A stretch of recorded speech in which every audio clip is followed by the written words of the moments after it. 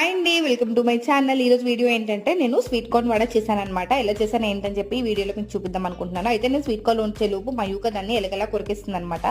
అయితే ముందుగా ఒలిచి పెట్టుకున్న స్వీట్ కార్న్ని మిక్సీలో ఇలా బర్గా గ్రైండ్ చేసుకోవాలి. ఆ గ్రైండ్ చేసుకున్న తర్వాత అందులో కొద్దిగా శనగపిండి ఇంకా వరిపిండి ఉంటుంది కదా, బియ్యం పిండి, ఆ రెండు యాడ్ చేసుకోవాలి. దానికంటూ కొలత ఏమి ఉండదండి. మన కన్సిస్టెన్సీ అంటే వడ వేసుకోవడానికి వీలుగా ఉండేంత వరకు మనం పిండి కలుపుకుంటూ ఉండాలన్నమాట.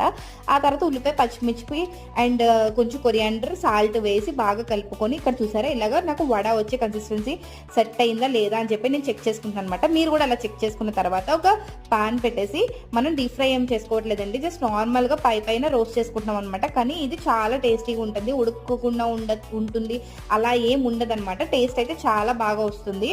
అండ్ రెండు సైడ్లు కూడా ఇలా టోస్ట్ చేసుకున్న తర్వాత కొంచెం సాస్ వేసుకొని సర్వ్ చేసుకుంటా ఉంటుంది. టేస్ట్ సూపర్ ఉంటుంది అనమాట. సో మీరు కూడా ట్రై చేయండి. ఎలా వచ్చిందో కింద కమెంట్ చేయండి. నెక్స్ట్ ఏ రెసిపీ కావాలో కూడా కింద కమెంట్ చేయండి. Thanks for watching.